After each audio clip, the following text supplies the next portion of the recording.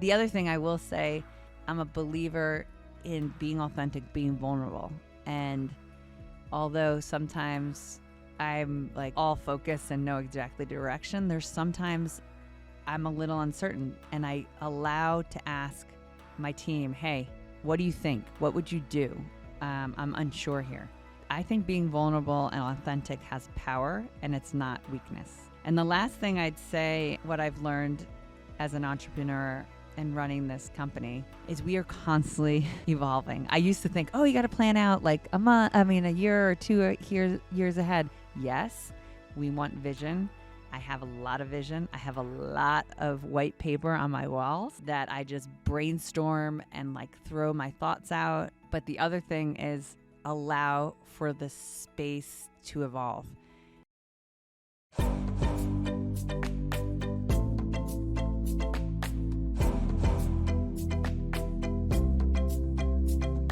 So welcome to Journey to June. I'm your host, Wendy Posillico, and this is a podcast where we explore the Soulstigator stories, the growth, the transformation of how you're instigating your soul so you leave an imprint for future generations. And today, I personally wanted to hop on and talk about my lessons as an entrepreneur.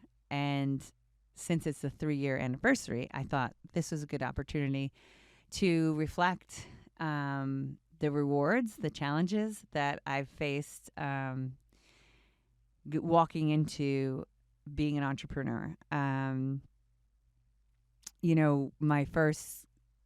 been coaching for 8 years, but I say for a long time because I used to teach in Harlem, and then I also taught golf for 10 years.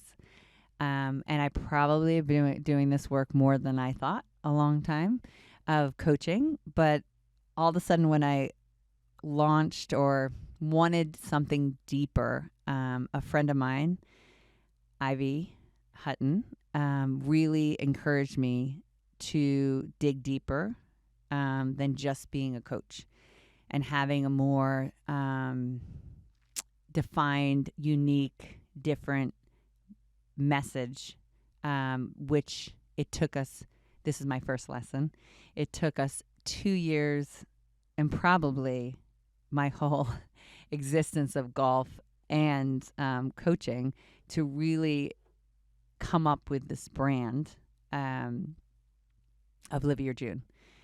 Again, if you haven't been on this journey with us and you're first listening, Live Your June stands, the reason we call it that is we believe you all have a June. We all have an essence that we're born with. And our job, I believe, on this universe is to really continue to connect to that essence, that knowing inside of yourself, and take the influence of impact from people that have made an impact on your life and become the best person you can be so that you leave an imprint for future generations. And so really this brand, I believe, if you are starting your own business, if you are in the evolution of who you're becoming as an entrepreneur, or even as a unique human, mom, whatever you're doing, who are you? Who are you being? And that's how I came up with this brand. And I'm a believer, like sometimes, as my friend Ivy, I call it like the Ivy lesson. I mean, she really had me dig deep of why I do what I do, of what's the deeper meaning. And I believe that is what sticks. If you look at any brand that really hits humans, it's because something resonates and you're like, what does that mean? It could be Nike, it could be Coca-Cola, whatever it is. Like there's a meaning behind it, and Live Your June has that real unique message that through my podcast, through my coaching, I really see people shift, and I get really juiced by or excited to see the the people that come on my podcast, the people that come to my retreat, connect to the brand because something it gets ignited inside of them. So that would be number one, is really have that unique brand. That's my lesson as an entrepreneur, because I didn't think that way. Number two is when you're starting a company, although I had a coaching company, I didn't have any, I knew how I coach. I was starting to explore, write my stories down about myself. But like, to me, a good company really knows their mission and their values. And at Live Your June, we're here to instigate the essence of who you are, the unique fingerprint that is just yours, that you were born with, but also the journey that you've lived that it's only unique to you. Our mission is to ignite that inside of you so that you leave an imprint. And our values are really strong. I mean, it's about vulnerability, authenticity, integrity, doing what it takes. And what I've learned, it kind of leads into the next thing of how you hire your team. If you don't have those values clear, and I would say, again, my brand was evolving. When I first hired people, I kind of was just taking them because they were there at the right moment, or I thought they had the right skill. And after 3 years, I'm really tuned in to the type of person that I'm looking for, and the skill comes second. So I think I'm a believer, and I think I learned this when I worked for Backroads, a travel company, is the way they hired me was not because I was the best mechanic when it came to fixing bikes or the best speaker for guiding tours. It was because I had they saw something in me that was a quality that would be great for their guests. And I feel the people I ignite in my company, and it's just one right now, we've slimmed down, but I've had a lot of ebbs and flow. Different people have worked for me. What I've found is there's some people that have a good skill, but their integrity isn't there, or they're not consistent of who they show up as. Some days, some weeks are good, some weeks aren't. And that is not the message we're sending out to the world when we work with people. Like, you really have to know who you are and stay true to that, even when it's hard. So that's who we're really clear on, who we hire, the kind of person we hire. And they, not only do they have to have drive, but it's the energy and connected to the mission. They really understand our mission, the movement of being a Soulstigator, of living your June. The other thing about leadership, to me, is there's two things of how I interact with my employees. I really take time, not a lot, but I take time to make sure my employees, or the people who have worked for me, feel heard. I get to know them more than just doing the work for me or doing the work for Live Your June.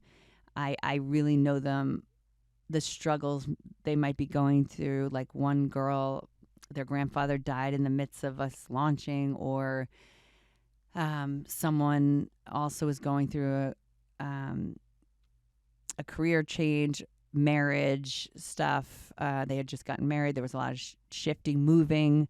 And when we actually give time for an employee to be heard, to be seen beyond just doing a job, there's a connection that is created between the leader and that employee that allows the employee to feel heard, to feel seen, and there's a trust that starts to build. So when things get hard, when they have to say something that is hard for them, they are going to be more authentic. They're going to open up. And I would say that is my lesson as I've grown in 3 years, is to really make sure I pause, take a minute to check in with the people that are on our team. And I think a good leader shows that. So that's the connection part with your employee, but also a good leader also shows out, like self-care is so important, and our physicality of how I am leading. I mean, I'm walking the walk. So in order for me to show up with my best energy, my best voice, my presence, I have to take care of myself, and I have to show up in a strong manner that's allowing the employees to connect. And when I don't, I feel the different energy. Let's say I'm like having a rough day and solo parent, and I'm running, and I show up at a meeting with my team, and I'm flat. I feel that energy shift. So taking care of myself allows me to show up in my physicality, allows me to be intentional of who I choose to be as a leader, in a meeting with my clients. So self-care, physicality is a big one. And the other thing I will say, I'm a believer in being more like being authentic, being vulnerable. And although sometimes I'm like all focus and know exactly direction, there's sometimes I'm a little uncertain, and I allow to ask my team, hey, what do you think? What would you do? I'm unsure here. And I think being vulnerable and authentic has power, and it's not weakness. And the last thing I'd say, what I've learned as an entrepreneur and running this company, is we are constantly evolving. I used to think, oh, you got to plan out like a year or 2 years ahead. Yes, we want vision. I have a lot of vision. I have a lot of white paper on my walls that I just brainstorm and like throw my thoughts out. But the other thing is allow for the space to evolve. So sometimes it's like when you start building this, and we're small business, small team, we're constantly like exploring, testing out things.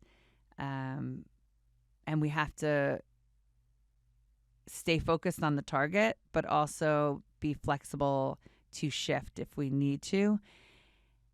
And I would say in that flexibility, in like planning out 6 months,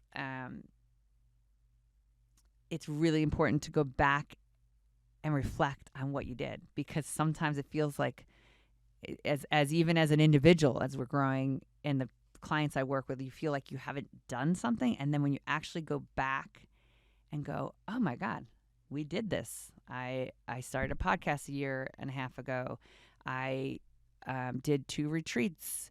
You know, I feel sometimes in a small business, you feel like you haven't done anything. And if you really reflect back, there's lots of growth and lots of awareness that we didn't have 6 months before. So to me, it's planning out, but not too far ahead, but having vision, because you've got to have goals.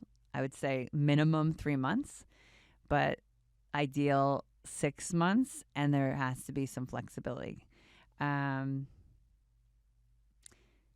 I would say the last thing I'd say about the thing, there's 2 more points I want to make. One is being really clear. And I remember when I was sitting for 2 years, kind of, where is this company going? I went from Wendy Posillico coaching to Strands of Strength. And my friend Ivy kept pushing, like, there's something deeper. It's not just the strands of who you are. It's bigger than that. It took us 2 years to figure that out, to get the thoughts out, to brainstorm, put things on paper. But the way we can have a kind of vision of what we think is going to happen, but it's really important to know the lifestyle you desire. I think in the business of coaching or small business, you can wear so many hats when you're trying to get your feet on the ground and get going, that almost you get to a point where you're doing things and you're not having joy. And I would say this year, I'm really taking time to pause in nature, watching the sunrise, being quiet, to really connect to what I desire. And when Ivy and I were building our brand and building what the company would look like, the first thing she did that was magical was like, what's the lifestyle you want? Because before you know it, when you're building a company and no one tells you all this stuff, especially in the coaching industry, is you're building this company and you literally are working beyond 9 to 5. You're just working all the time to create this passionate movement that you're trying to do, but then you lose yourself in it. And I'm really working hard to make sure I connect to the things that bring me joy. That would be really time with my daughter, not just like winging it, where I'm doing work and having nighttime with her. Or what's come up for me lately is I want to start doing hobbies. Maybe my daughter started guitar. I started to be like, maybe I could do guitar. I want to paint. I want to paint all the places that mean something to me that I've lived, I've traveled to or lived in. So like making sure we make time as a leader to also ignite the joy that comes from inside of us. And this is what I coach my clients. Why is it different for me? It isn't. So I have to make time for that. And I really believe when you do that, the vision of what I'm trying to create in Live Your June, the vision of how I work with my clients, it expands in a way that is less of a grind and just more authentic and more flowing than the flow state, more than that grind. However, there's always moxie in there. So you have to be uncomfortable in certain things. But I make sure I have the time to like get anything that's creative or new. It gets us in a creative, open mind flow state that is really good for the brain. So these are the things I've learned. And I will say I have a different, it's like when I was a mom for the first time, I was like, I remember from first Mother's Day, I was like, what? This is what mothers go through, the selflessness of being a mom. I had such an appreciation for all the moms out there. I think in the last 3 years as an entrepreneur and going through a lot of personal shifts and transitions and keeping this company afloat. I want to say afloat. We're expanding and growing, but I literally launched this company, and I had a major life change, a breakup with a longtime partner, multiple moves in a year, and I still grinded. I held the vision. I did whatever it took to keep it going, and we're 3 years in. We're finally feel like I have rhythm, creating rhythm, and have a team that gets the brand, because I get more of the brand and the values of the mission. Yeah.